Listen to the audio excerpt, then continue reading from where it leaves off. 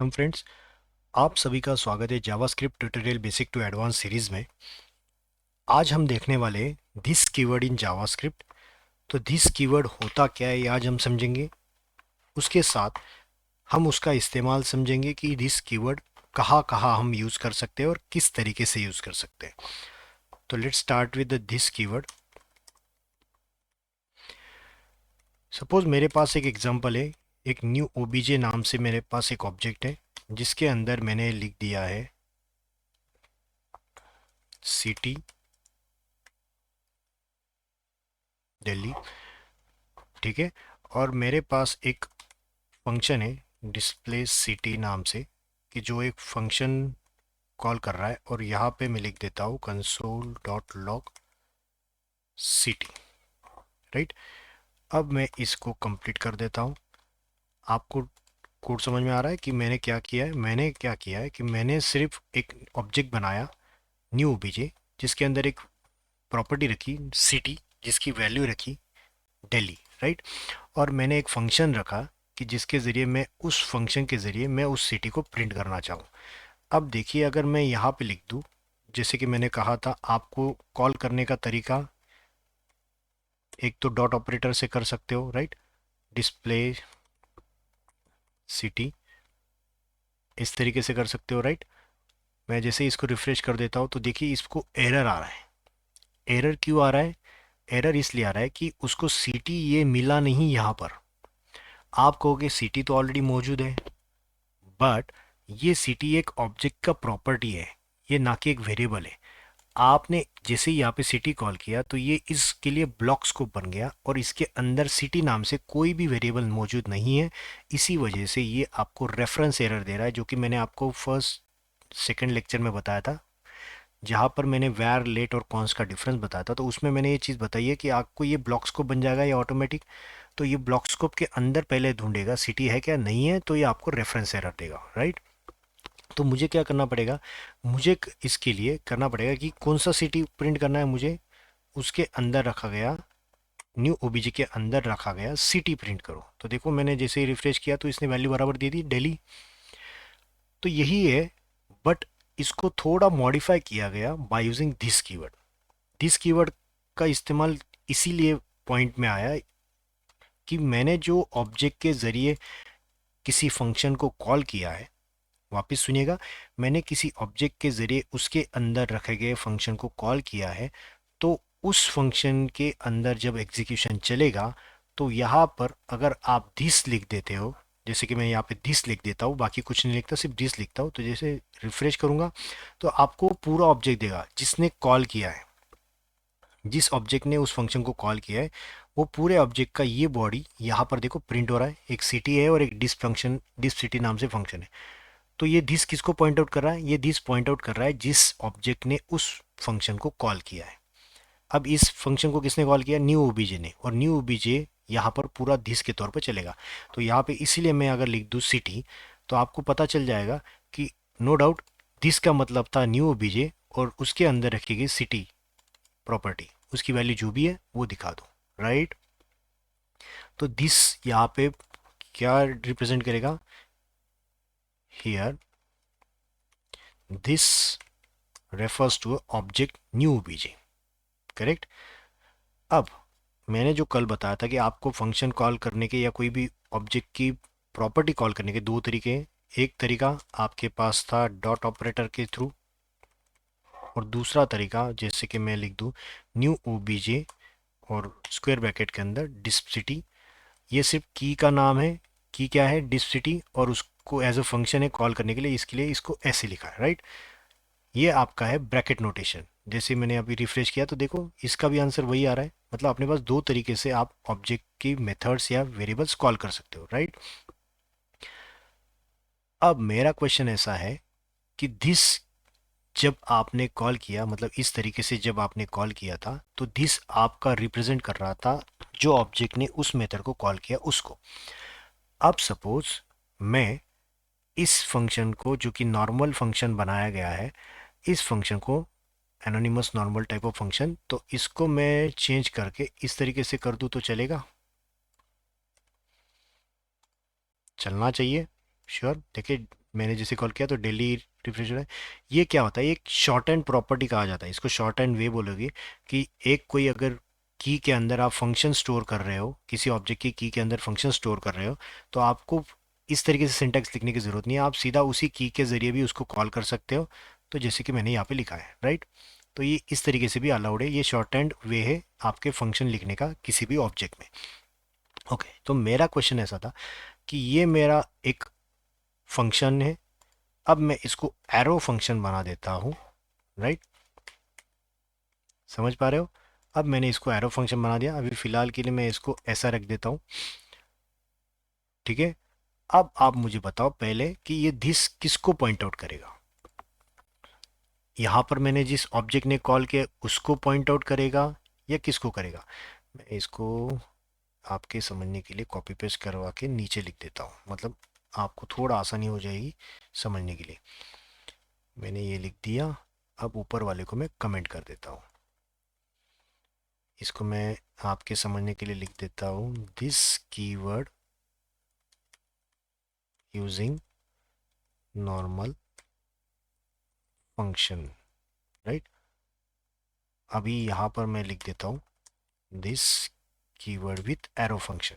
अब मैं इसको चेंज क्या करूँगा, सिंटैक्स यहाँ पर मैं से ये फंक्शन निकाल देता हूँ, सॉरी ये चीज़ निकाल देता हूँ, और इसके बाद यहाँ पर लिख देता हूँ एरो फंक्शन, चलेगा। ओके, तो मैं अब जानना चाहता हूँ कि यहाँ पर दिस किसको रिप्रेजेंट करेगा। जैसे कि पहले इसमें बताया था, दिस हमेशा रिप्रेजेंट करेगा आपका ऑब्जेक्ट जिसने उसको कॉल किया है, राइट। बट इस सिचुएशन पे भी मैंने इसी ऑब्जेक्ट के जरिए कॉल किया है, बट फंक्शन लिखते वक्त मैंने डिक्लेरेशन या डेफिनेशन जो लिखी है वो एरो फंक्शन में लिखा है। तो एरो फंक्शन जैसे ही लिखूंगा, इसको रिफ्रेश करूंगा, तो देखो ये किसको पॉइंट आउट कर रहा है, विंडो ऑब्जेक्ट। तो हमेशा याद रखना, अगर आपके ऑब्जेक्ट के अंदर कोई फंक्शन लिखा है जिसको आप कॉल कर रहे हो और उसके अंदर दिस का यूज़ किया है, और वो फंक्शन अगर नॉर्मल है तो वो जिस ऑब्जेक्ट ने कॉल किया उसको रेफर करेगा, बट अगर वो एरो फंक्शन है तो वो हमेशा विंडो ऑब्जेक्ट को रेफर करेगा। विंडो ऑब्जेक्ट मतलब इस प्रोग्राम को पूरा रन करने वाला ऑब्जेक्ट, ये इस प्रोग्राम के बाहर वाला पूरा, ना कि इस ऑब्जेक्ट के अंदर वाला। तो इसके बाहर का पूरा एरिया है विंडो ऑब्जेक्ट का एरिया। तो उस विंडो ऑब्जेक्ट के अंदर अगर आप देखोगे यहाँ पर, तो ये पूरा क्या है, आपका विंडो ऑब्जेक्ट है, राइट। दिखाई दे रहा है आपको ये सारे किसके फंक्शंस, और ये विंडो ऑब्जेक्ट है। तो हमेशा याद रखना, एरो फंक्शन कभी भी आपका ऑब्जेक्ट को रेफर नहीं करेगा जिसने कॉल किया है, ये हमेशा किसको रेफर करेगा, it refers to always window object. तो अगर आपने विंडो ऑब्जेक्ट के थ्रू अगर इसमें सिटी भी कॉल किया है, राइट, तो आपको देखो यहाँ पे क्या प्रिंट होगा, अनडिफाइंड। क्यों, ये सिटी किसका पार्ट है, न्यू ओबीजे का। बट विंडो ऑब्जेक्ट के अंदर अगर आप देखोगे, मैं इसको फिलहाल के निकालता हूँ वापस रिफ्रेश करता हूँ, इसके अंदर कोई आपको सिटी नाम से प्रॉपर्टी दिखाई दे रही है, सी से देखो स्टार्ट है, लेकिन सिटी नाम से कोई भी प्रॉपर्टी नहीं है। तो मतलब विंडो ऑब्जेक्ट के अंदर आप ढूंढना चाहते हो city object, but city property, but वो मौजूद ही नहीं है। अगर मौजूद नहीं है तो मैंने कल क्या बोला था आपको, कल की वीडियो में, कि आपने अनडिफाइन ही मिलना है। अगर कोई प्रॉपर्टी प्रेजेंट नहीं है and still if you wanted to access it, तो वो आपको क्या रिटर्न देगा, अनडिफाइंड। तो हमेशा आप याद रखोगे, एरो फंक्शन के अंदर दिस ये ऑलवेज रेफर करेगा विंडो ऑब्जेक्ट, और उसके अंदर अगर कोई प्रॉपर्टी आप देखना चाहो तो वो हमेशा आपको देगा अनडिफाइंड। बट क्या हो, अगर मैं इस तरीके से लिखूं, मैं अभी इसको कॉपी कर देता हूं, कॉपी, और नीचे जाता हूं। अब मैं यहां पे लिख देता हूं, suppose let city equals to Mumbai. अब आपको क्या लगता है कि ये किसको रेफर करेगा, अनडिफाइन देगा या मुंबई देगा, अब इस सिचुएशन पे। तो अभी भी ये अनडिफाइन ही देगा, क्योंकि ये वेरिएबल एक लोकल वेरिएबल है इस प्रोग्राम का, राइट। इसी प्रोग्राम के लिमिटेड है, ये विंडो ऑब्जेक्ट के लिमिटेड नहीं है। अगर आपको ये विंडो ऑब्जेक्ट के लिमिटेड चाहिए तो आपको क्या डिफरेंस करना पड़ेगा इसमें, यहाँ पे लिखना पड़ेगा विंडो डॉट सिटी, मतलब आपने विंडो ऑब्जेक्ट के अंदर एक नई प्रॉपर्टी ऐड की सिटी नाम से, मुंबई। और आप जब इसको रिफ्रेश करोगे तो देखो आपको क्या वैल्यू मिलेगी, मुंबई। ऐसा क्यों, क्योंकि मैंने यहाँ पर लिखा हुआ है, सपोज यहाँ पे मैं पॉइंट आउट कर दूँ आपको, सिर्फ दिस सिर्फ धिस लिखा मैंने और इसको रिफ्रेश कर दूँ तो विंडो ऑब्जेक्ट जैसे प्रिंट हुआ, तो विंडो ऑब्जेक्ट में देखो यहाँ पे सिटी प्रिंट हो रही हुई, यहाँ देखो ये आ गई। क्यों आई? क्योंकि मैंने इस तरीके से उसमें ऐड कर दी। बट पहले ही जो सिंटैक्स मैंने लिखा था वो ऐड नहीं कर रहा था विंडो ऑब्जेक्ट के अंदर, वो सिर्फ उसका खुद का एक नॉर्मल वेरिएबल बनाता था जो कि नेम सिटी था, which was not a part of window object. So इतनी चीज़ आपको समझ में आ गई होगी, राइट? ये चीज़ है आपका ऑब्जेक्ट के रिलेटेड। आप अगर दिस ऑपरेटर यूज़ या दिस कीवर्ड यूज़ करना चाहते हो ऑब्जेक्ट के अंदर किसी फंक्शन के। बट अगर क्या हो कि मैं एक नॉर्मल फंक्शन लूँ और यहाँ पे मैं लिख दूँ डिस्प्ले सिटी। मैं वन बाय वन आपको ये चीज़ बताता हूँ। और मैंने इसके ज़रिए और यहाँ पे मैं कॉल कर दूँ डिस्प्ले सिटी, राइट? अब मुझे बताओ इसको मैं रिफ्रेश जैसे करूँगा तो ये किसको पॉइंट आउट करेगा? दिस, क्योंकि इसको कॉल करने वाला बाय डिफ़ॉल्ट कौन सा ऑब्जेक्ट रहेगा? इसको कॉल करने वाला ऑब्जेक्ट हमेशा रहता है विंडो ऑब्जेक्ट। अगर आप लिखते हो तो भी चलेगा, नहीं लिखते हो तो भी चलेगा, बट ये हमेशा किसको रेफर करेगा? विंडो ऑब्जेक्ट को। तो ये विंडो ऑब्जेक्ट यहाँ पर गया और दिस किसको रेफर कर रहा है? विंडो ऑब्जेक्ट को। तो हमेशा आपको विंडो ऑब्जेक्ट मिल रहा है, राइट? दिखाई दे रहा है? अब सेम सिचुएशन में वापस कहता हूँ कि अगर मैं यहाँ पर दिस डॉट सिटी लिख दूँ, राइट, दिस डॉट सिटी लिख दूँ, तो यहाँ पे आंसर क्या आना चाहिए? अनडिफाइंड, क्योंकि उस ऑब्जेक्ट में दिस में या विंडो ऑब्जेक्ट में सिटी नाम से कोई वेरिएबल नहीं था। बट अगर मैं यहाँ पे लिख दूँ सिटी एंड मुंबई, तो आप क्या बोलोगे? यहाँ पर क्या आएगा? राइट, आपका कहना करेक्ट है, ये लोकल वेरिएबल बन गया, ना कि विंडो ऑब्जेक्ट का वेरिएबल। आपको चाहिए तो आप क्या करोगे इसमें? Window dot city. अब आप बोलोगे तो ये ऑब्जेक्ट के अंदर चला गया। इस लाइन के थ्रू आपने पहले ऑब्जेक्ट के अंदर ये वैल्यू या प्रॉपर्टी डाली, फिर बाद में आपने इसको यूज़ किया, राइट? ये सिंटैक्स मैंने किस लिए बताया है? This keyword using normal function. But अगर यही चीज़ मैं एरो फंक्शन के थ्रू करूँ, यही चीज़ मैं एरो फंक्शन के थ्रू करूँ, मैं इसको कॉपी कर देता हूँ और इसको मैं फ़िलहाल कमेंट कर देता हूँ। This keyword using arrow function, right? अब मैंने यहाँ पे लिख दिया, यहाँ पे मैं दिस को ही प्रिंट करता हूँ इनिशियली, और इसको लिखते वक्त मुझे सिंटैक्स कैसे लिखना पड़ेगा एरो फंक्शन के लिए? यहाँ पे सपोज मैंने वेरिएबल बनाया और उसके अंदर मैंने एरो फंक्शन को स्टोर किया, राइट? यही सिंटैक्स है आपका एरो फंक्शन का। अब मैंने इसको कॉल किया है, ये विंडो डॉट डिस्प्ले सिटी करो तो भी चलेगा या फिर नॉर्मल डिस्प्ले सिटी करोगे तो भी चलेगा, राइट? अब मेरा सॉरी, यहाँ पर मैंने कॉल किया और इसको रिफ्रेश किया, ओके।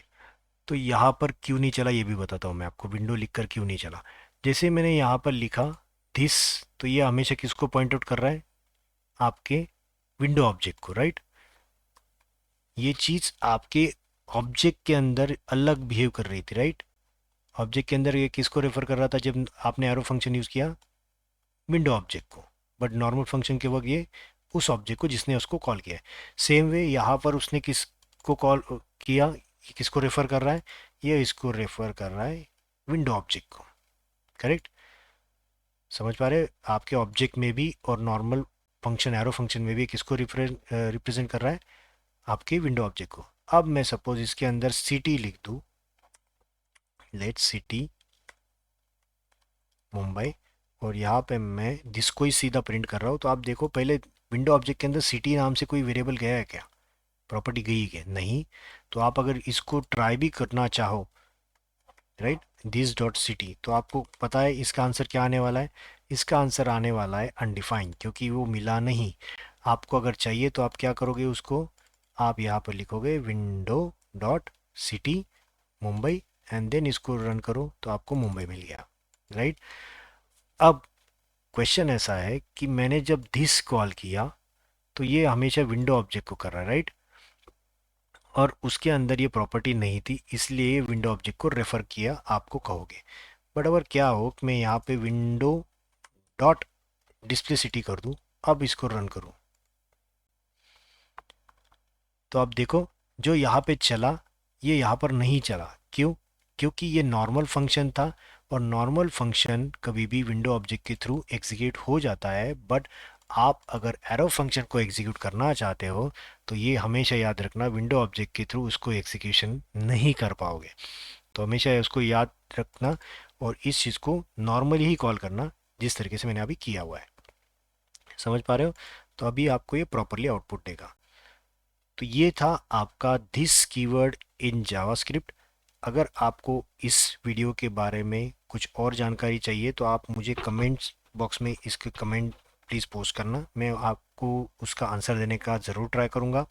अगर आपको ये वीडियो पसंद आता है तो प्लीज़ इसे लाइक, सब्सक्राइब और शेयर ज़रूर कीजिए। अपने फ्रेंड्स को भी ये शेयर कीजिए जिससे उनको भी बेनिफिट मिले। तो आज के लिए इतना ही। Thank you.